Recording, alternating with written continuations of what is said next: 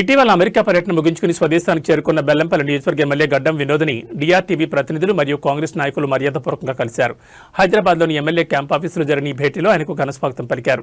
డిఆర్టీవీ MDP Narasimha Reddy ఆదేశాల మేరకు డిఆర్టీవీ Telangana state coordinator మేడ మల్లేశం, కాంగ్రెస్ సీనియర్ నాయకులు మరియు ఉమ్మడి ఆదిలాబాద్ జిల్లా మాజీ జనరల్ సెక్రటరీ బట్టు సురేష్ కుమార్ కలిసి ఎమ్మెల్యేను సాల్వాలతో సత్కరించి పుష్పగుచ్చం అందజేసి శుభాకాంక్షలు తెలిపారు.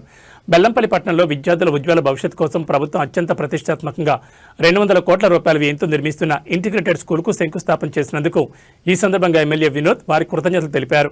నియోజకవర్గ అభివృద్ధిలో విద్యారంగానికి పెద్దపీట వేయడం పట్ల హర్షం వ్యక్తం చేశారు. ఈ పర్యటనలో అమెరికాలో తాము చూసిన విద్యా విధానాలు, అక్కడ ప్రవాస భారతీయులతో జరిపిన చర్చలను ఎమ్మెల్యే వారితో పంచుకున్నారు. బెల్లంపల్లి నియోజకవర్గాన్ని మోడల్ నియోజకవర్గంగా తీర్చిదిద్దడమే తన లక్ష్యమని ఆయన పేర్కొన్నారు.